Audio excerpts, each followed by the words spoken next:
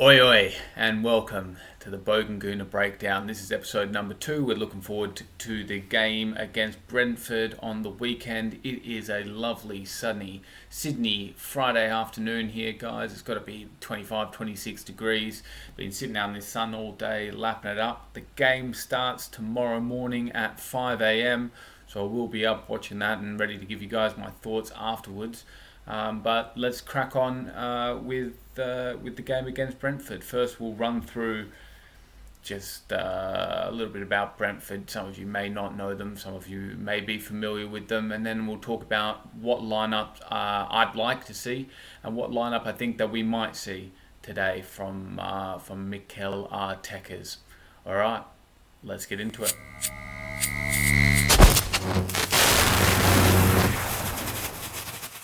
Alright, let's kick it off then, guys. So Brentford are a West London club known affectionately as the Bees. They have been promoted into this year's Premiership via the playoffs in the Championship, and believe it or not, it is their first time in the English top flight. So it's their first time in the Premier League, guys. So it is fantastic for us to kick off our season against them. That's something that I'm really looking forward to. I've always liked Brentford as a club. They've always been a kind of underdog club, and I'm quite interested in London teams in general. So looking forward to getting into it. Brentford are an exceptionally well-run club. You might recognise a few of their players or previous players from other Premier League teams. So Neil Maupay, who plays for Brighton, I'm pretty sure was bought for Brentford for about 1 million and sold to Brighton a few years later for about, I don't think it was 20, I think it was 16, I think maybe $18 million. Konza, it was bought for 2 and sold for 12. Ben Rama, who of course is at West Ham, I think he was bought for less than 1.5 maybe, and got shipped out for 22 mil, and Ollie Watkins, who got shipped off to Villa for about 30 mil as well. So Brentford have quite a good model the way they run their club. They buy their players quite cheaply and sell them on for a significant profit, and it looks like they're going to try and continue doing that in order to stay in the Premier League. So it'd be good to get a look at some of their players. The other thing to remember as well, guys, is that they have a stadium build. Recent stadium build cost about $70 million as well. That's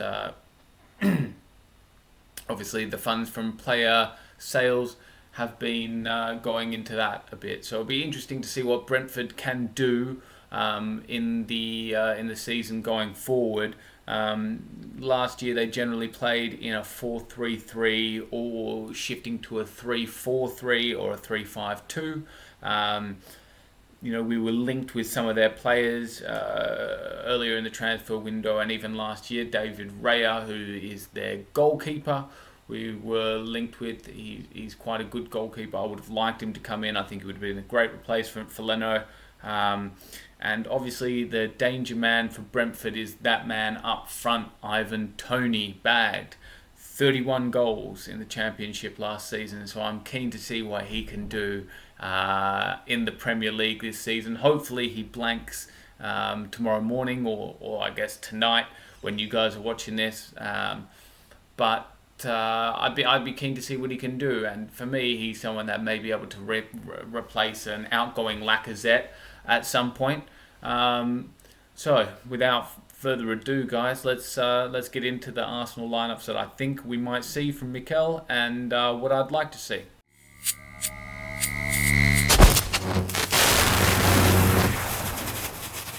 Alright, so what I think we'll see from Mikel is the typical 4-2-3-1 that we have been lining up in. Obviously, Bernd Leno is going to start in goal. We'll start with left back because that one's, I think, nailed on. I think we got Kieran Tierney starting for us at left back, and then at left centre back, I would not be surprised if it's Pablo Mari taking the left centre back position. He had an absolute stinker the other day when we played Spurs, but I don't think that Arteta is going to be willing to play holding there, and Gabriel's not back. Obviously, you could try and put Callum Chambers there, but he's definitely more a right-sided player. So I think it is going to be Pablo Mari, and then On the right of the centre-back pairing, I expect to see Benjamin White, which would be great for us. His first competitive game in an Arsenal shirt. I'd be keen to see how he goes.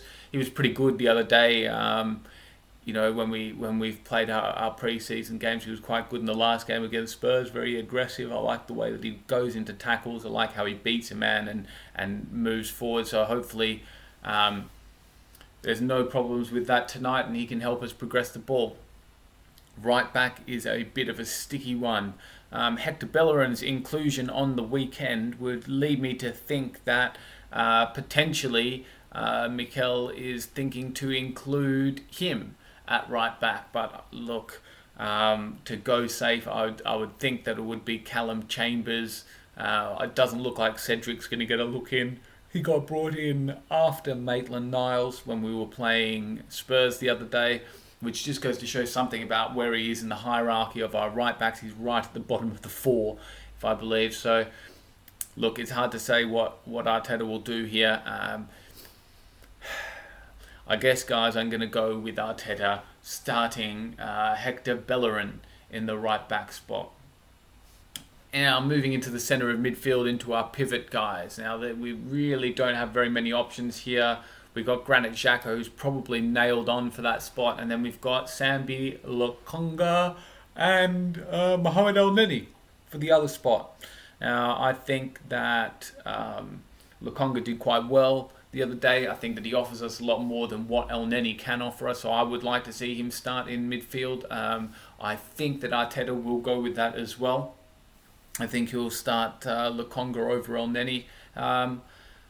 Hopefully that's the case, guys. To the three in front of it, the 10 and our two wingers.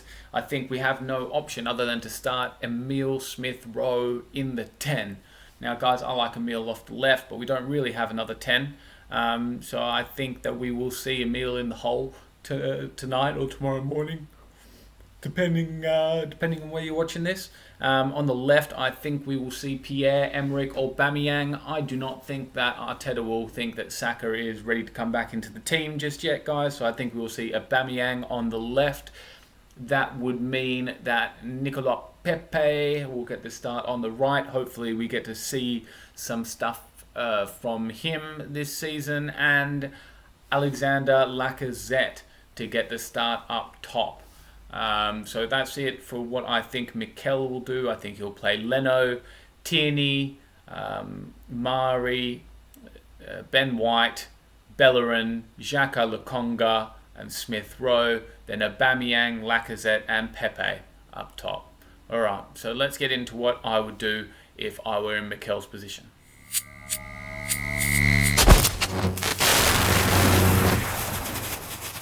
Alright guys, well if I had the reins tonight, I would not be looking to start some of the players that Arteta is started. Look, we're bound to start Bernd Leno. I'm not the biggest fan of Bernd Leno, but we're bound to start him. We don't have a replacement keeper, which is an absolute disgrace going into the first game of the season. I would presume that Ridderson's on the bench.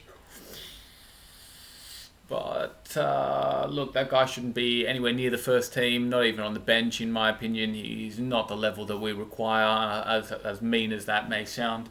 Leno's going to be starting in goal at left back and left centre back. Look, I've already laid them out. Tierney is bang on to start. I don't think that we have an alternative to Mari. You could try play Holding there. I don't really rate Holding either. So I don't think that playing Holding over Mari is something that's going to benefit us really. So I wouldn't push the boat out to say that we should do that. Obviously, Ben White, bang on to start at right centre-back, guys. And then at right-back, I would play Callum Chambers.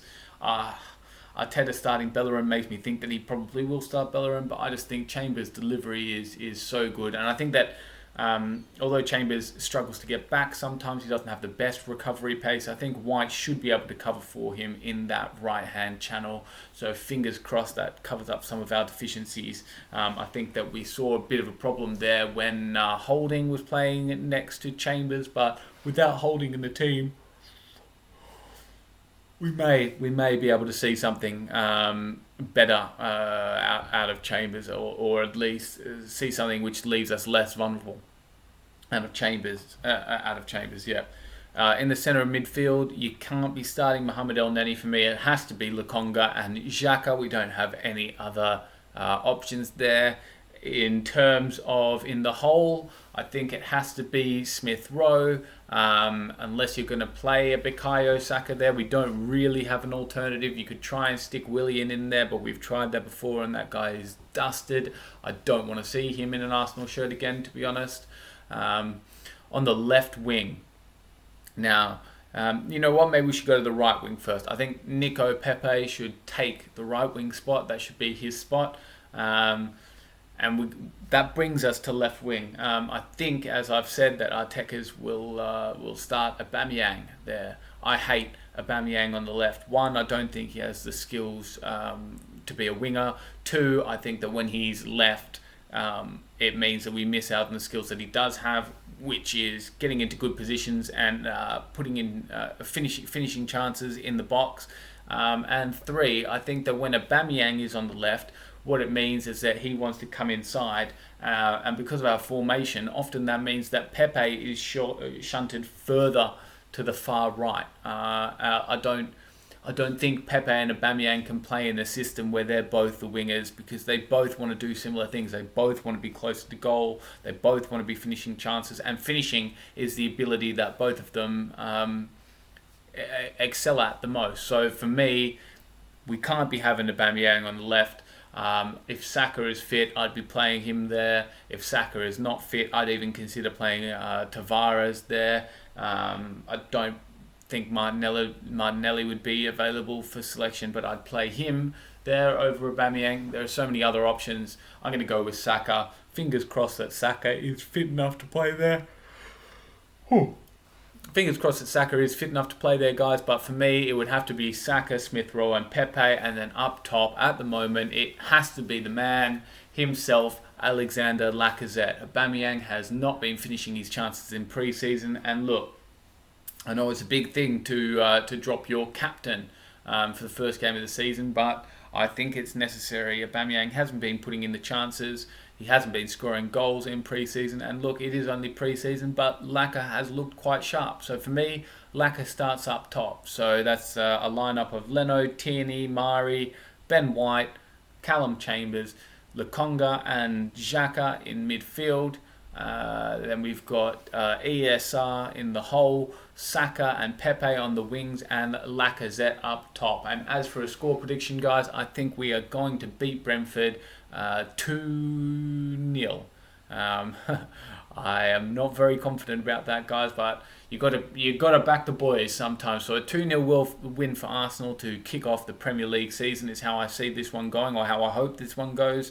A couple of different discrepancies between what I think Mikel will do and what I would do, but other than that, guys, really looking forward to the game. I'll be up at 5:30, so come on, you Gunners, eh? See you next time.